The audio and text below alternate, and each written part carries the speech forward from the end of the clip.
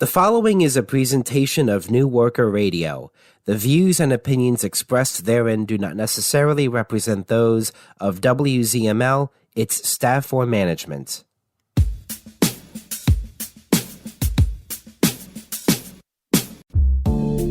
Hello, and welcome to New Worker News on WZML 92.9. My name is Manolis, bringing you national and international updates from a worker's perspective.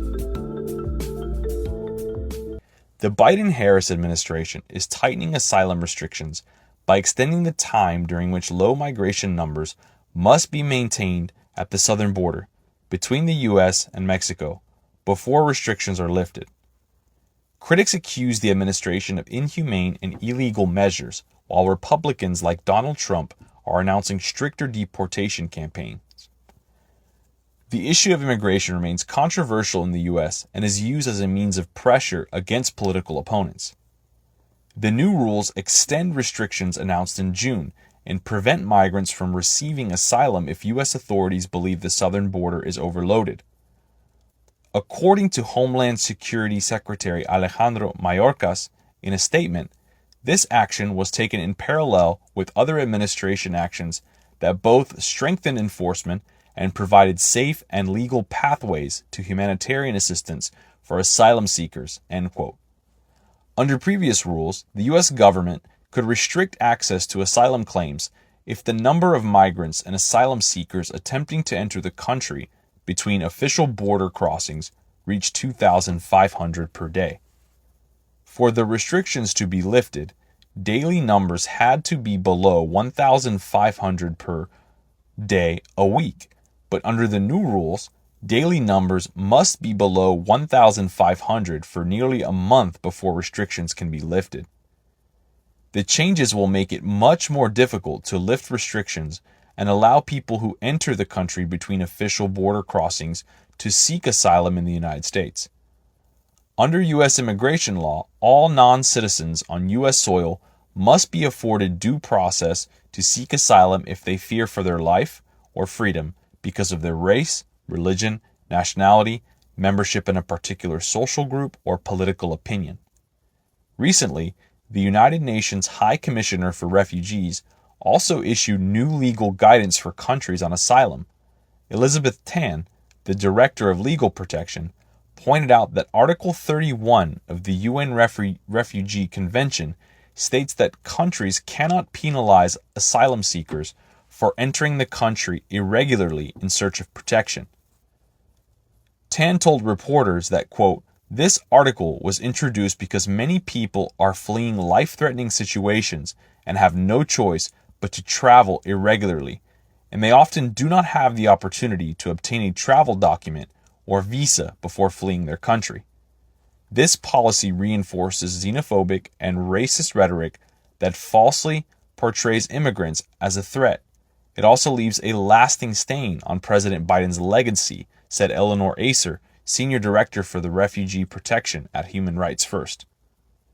Amy Fisher, Refugee and Migrant Rights Director at Amnesty International USA, accused the government of, quote, "sticking to a policy of cruelty even though solutions are on the table," end quote. Fisher also said, quote, "Instead of spending billions of taxpayer dollars on cruel border policies that lead to heartbreaking human rights and humanitarian crises, the United States must invest in a coordinated welcome and admission system that meets the immediate and long-term needs of people seeking safety." The Asylum Act, passed by Congress, recognizes that people fleeing danger should not be forced to wait and try to get an appointment to apply for asylum. This restrictive policy is not only immoral, it is illegal, according to the group in its social media post. The move to take a stronger stance against immigration is a measure by bourgeois governments to regulate labor supply based on market demands, restricting it during times of capitalist crises. The exploitation of migrants and refugees is a lucrative scheme for monopolies, as seen under the Obama administration, and now a focal point of debate ahead of the 2024 elections. Migrants and refugees become tools for capitalist governments, providing cheap labor for the bourgeoisie while also being scapegoated for political gains.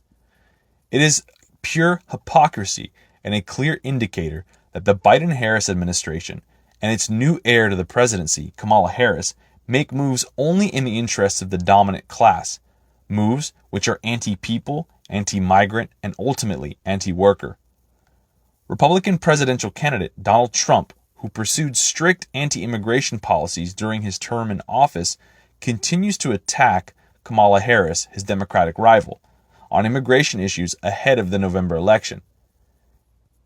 The examples provided above about this new policy by the Biden-Harris administration show that all the claims of Donald Trump is completely obsolete.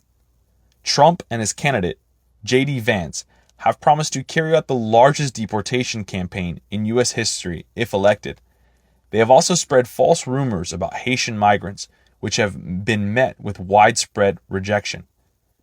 Harris vowed to continue the Biden administration's crackdown on illegal border crossings at the southern border with Mexico. Harris said Friday during a visit to Arizona, quote, "The United States is a sovereign nation, and I believe we have a duty to set and enforce rules at our border," end quote. U.S. border authorities have apprehended about 54,000 migrants and asylum seekers so far in September, a sharp drop from a peak of 250,000 in December, a Department of Homeland Security official said. Our next story will focus on the Harris campaign, which has raised over $1 billion since entering the presidential race in late July. This has been confirmed, and also that both candidates have the support of parts of capital. Microsoft tycoon Bill Gates revealed in a private conversation that he donated $50 million to Harris's campaign through the NGO Future Forward and called on other big capitalists to do the same, which of course is already happening. Historically, other candidates have also reached the $1 billion mark. However, Harris has crossed this threshold at an unprecedented rate, demonstrating the ability of the monopolies to quickly rally behind the representative of their interests. Most Harris's supporters are the enormous super PACs. The role of super PACs, known as super committees, created after the Supreme Court decision at the end of 2010, are contractual political action committees that can collect unlimited amount of monies from monopolies and to spend them until the eve of the elections. Attempting to mislead the people, Harris has focused attention on the billionaires funding the Trump campaign, but not once mentioning those which contribute to her campaign through Future Forward. A few billionaires disclosed 8-figure checks to Future Forward in September, including the Facebook co-founder Dustin Moskovitz and the crypto billionaire Chris Larson. Both gave about $10 million each, and Governor J.B. Pritzker of Illinois gave $5 million.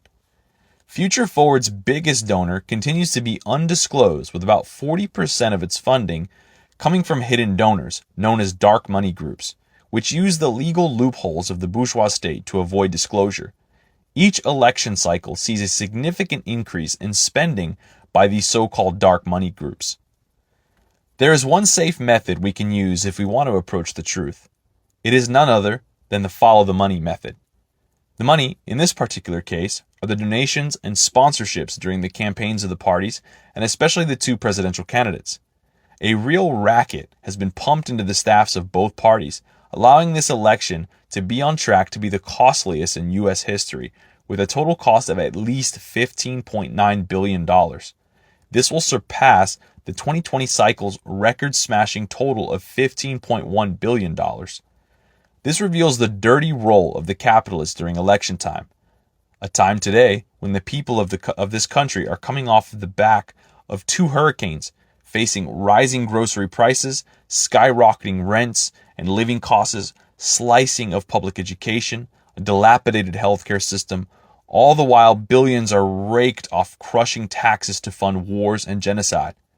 The people of North Carolina are facing over $50 billion in damages, much of which will never be restored since many cannot afford it, since they also lack flood insurance.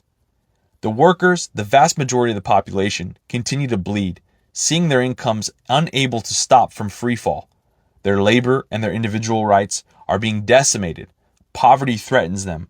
Unemployment has become a gangrene. The most vulnerable by class and race have been marginalized, dependent on their existence on rations, food stamps, or homeless shelters.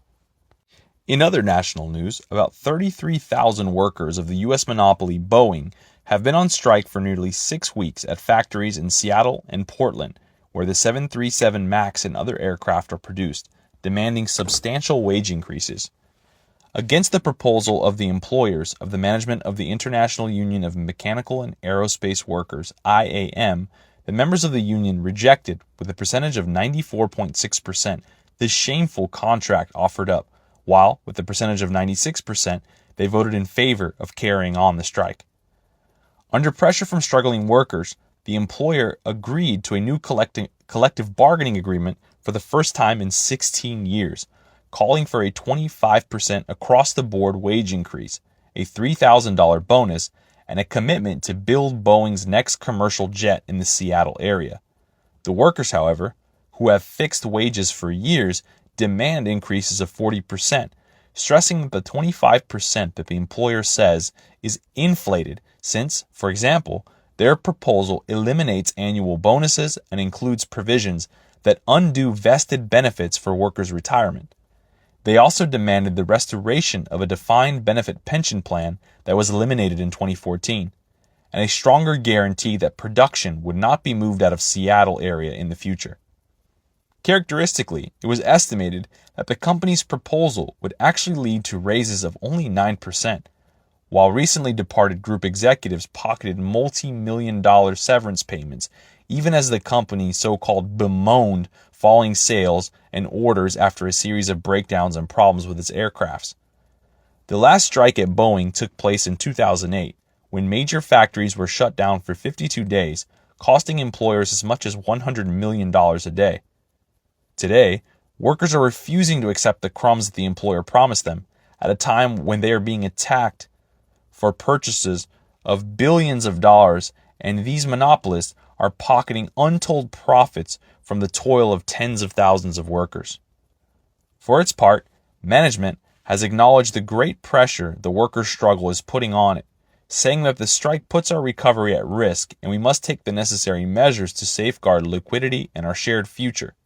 In this context, the group's chief financial officer, Brian West, sent a message that management is preparing to drastically reduce supply costs and is considering making staff redundant within the next few weeks. On October 23rd, the employees again rejected another contract proposal. 64% of workers voted to reject the new contract. The proposed contract would have delivered a 35% raise over the 4-year duration of the contract, upping the 25% cumulative raise provided in a previous offer, overwhelmingly rejected by workers in a vote last month. Workers had initially sought a 40% cumulative pay increase. The proposal also called for hiking Boeing's contribution to a 401k plan, but it declined to fulfill workers' call for a reinstatement of the company's defined pension. The contract would have included a $7,000 ratification bonus for each worker, as well as a performance bonus that Boeing had sought to jettison. Once more, the workers stood their ground, accepting weekly payments of only $250 from a strike fund, and rejected the proposal on the grounds that it did not meet their demands. Prior to the casting of ballots to reject the proposal, Boeing released an earnings report which showed that the company had lost $6.1 million over the recent quarter, primarily due to the strike. The president of IAM addressed the vote of the workers, saying that, quote, "This contract struggle began over 10 years ago when the company overreached and created a wound that may never heal for many members." Further, he underscored the worsening conditions of the workers. Quote, "I don't have to tell you all how challenging it has been for our membership through the pandemic, the crashes, massive inflation, and the need to address the losses stemming from the 2014 contract," end quote. The nearly 6-week-long strike is set to continue.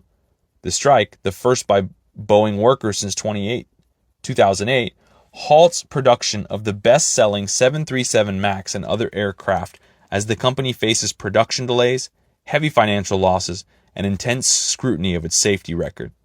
The Communist Workers Platform stands in solidarity with the workers of Boeing and their heroic struggle against the bosses. In more election news, we now will take a look at some of the Republican strategies being employed in the next 2024 elections. A colloquial word used in Venezuela, the guarimba, is used to describe the violent actions of the opposition groups who feel the election results are unfair. It is also a term used to falsely depict those who are legitimately standing up against the state of the ruling class.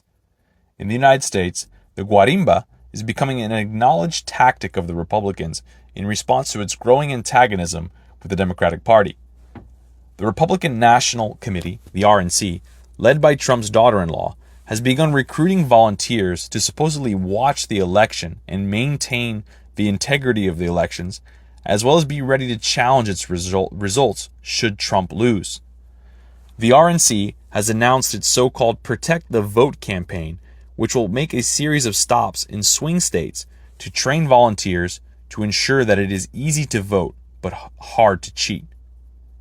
Poll watching has historically been commonplace in bourgeois elections in the United States. It was even employed to help black voters cast their votes without facing violence from racist vigilantes.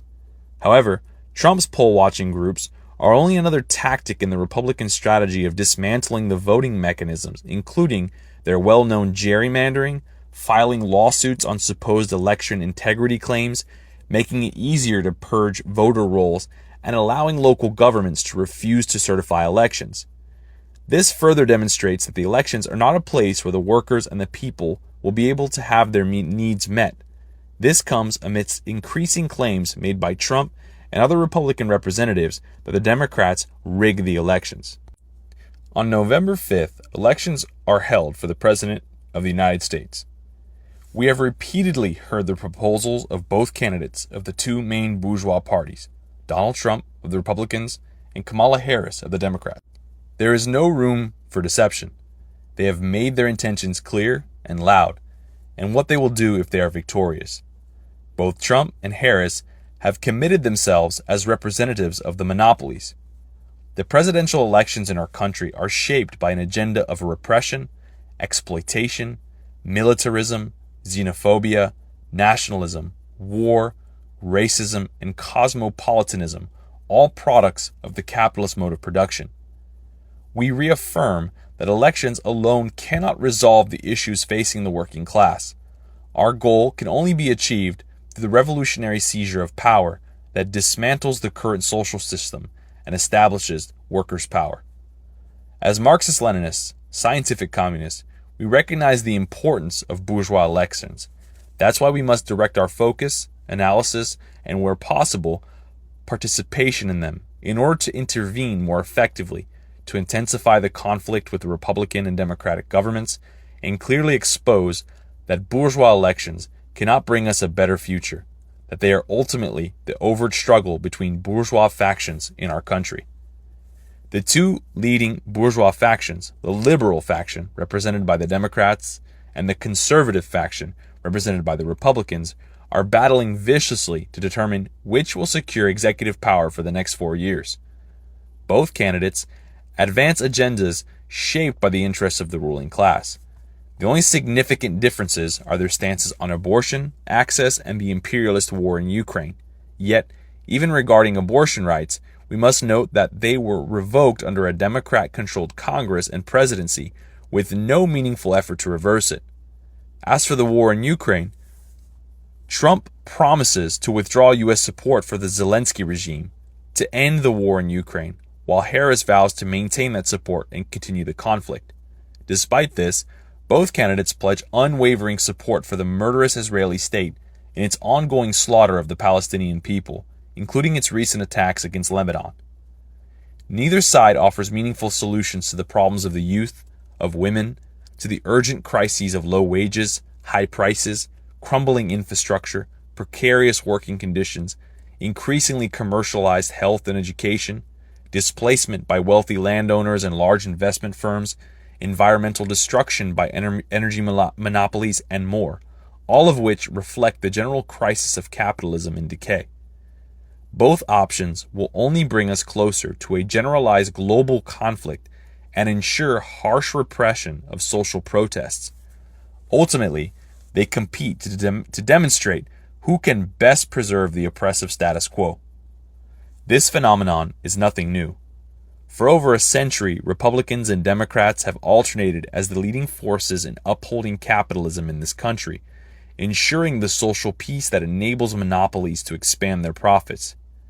Their repeated alternations allow them to repress us and extract every ounce of profit from us.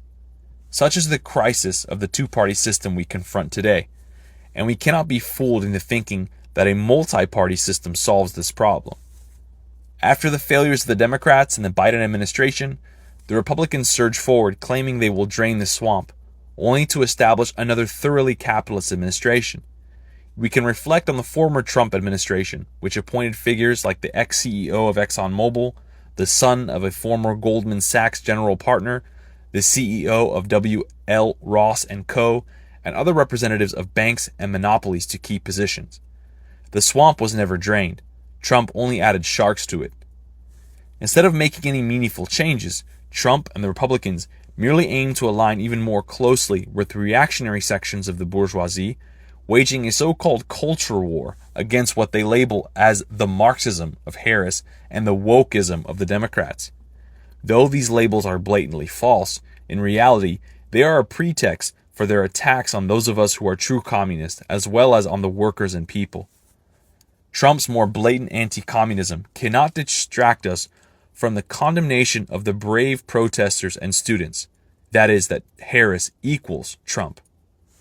Harris is a warmonger, a tool of monopolies and the billionaires backing her.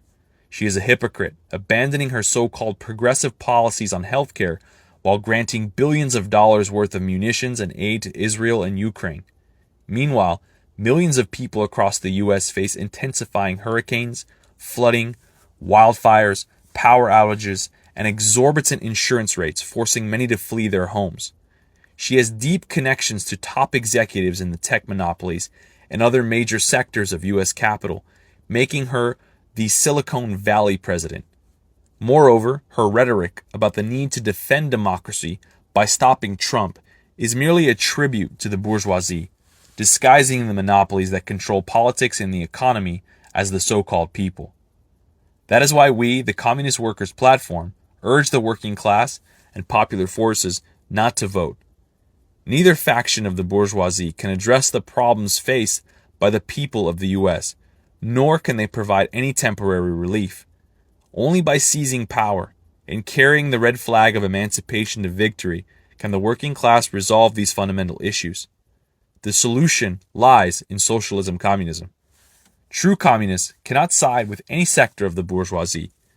Our concrete analysis of the situation reveals that there is no such thing as a lesser evil. We refuse to accept a life of misery, the loss of more rights, and blatant deception. We cannot choose who will exploit us in one form or another.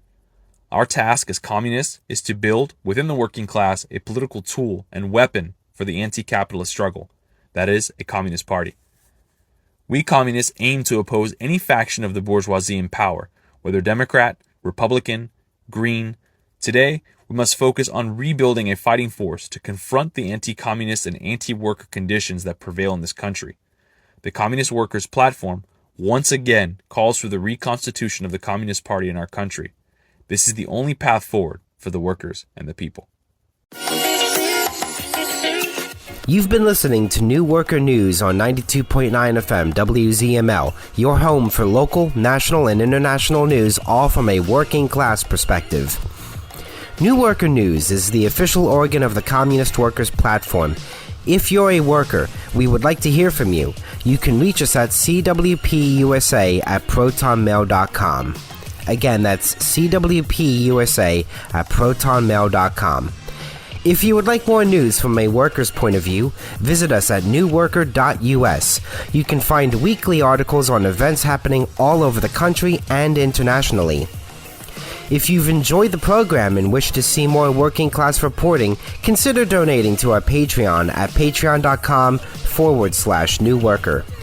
And thank you for listening to New Worker News on 92.9 FM WZML.